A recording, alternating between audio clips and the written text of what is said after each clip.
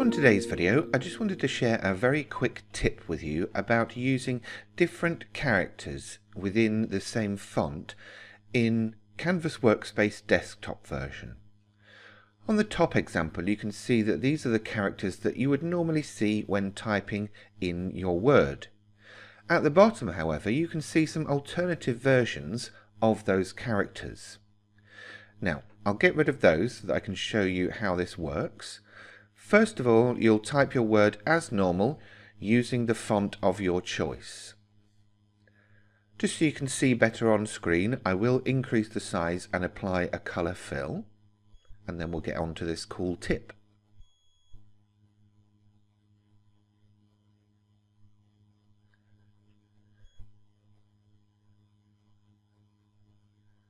Now, to find these ligatures or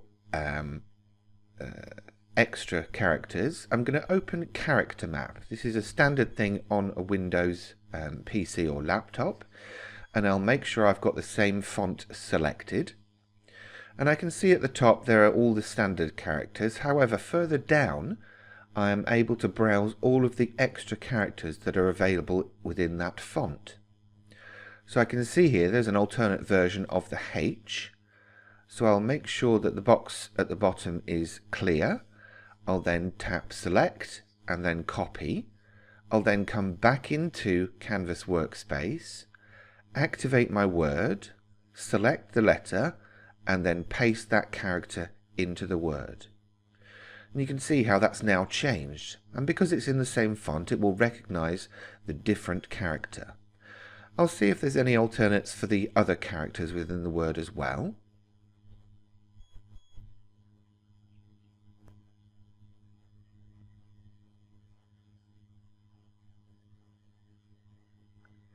Doesn't look like there was a different O, but I can see that there's a nice decorative L here, so I might go ahead and select that.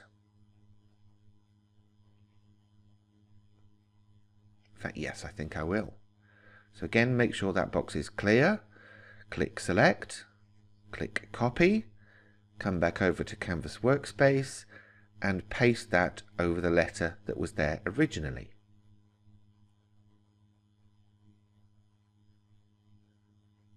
And there you can see the word is now much more decorative using the available characters within that particular font. This will work for any TrueType font or OpenType font that you use within Canvas Workspace desktop version. You may be able to also use this within other graphic software. However, because I'm using the Brother Scan and Cut to cut it, then this is just the easiest way I can go about that. Once you have got your word created, I do go ahead and then just weld all of those together, and then I'll double click to enter the path editing mode so that I can see if there are any extraneous points and just really refine that down to a nice cutting file quality image. Okay, so that's my tip for this week. I hope you will find it useful and you have learned something new. Please don't forget that I have a full tutorial course over on Udemy. If you haven't already seen it, I will leave a link in the comments section of this video. And of course, please don't forget to like and subscribe to this channel so that you can get notifications of any future videos that I make.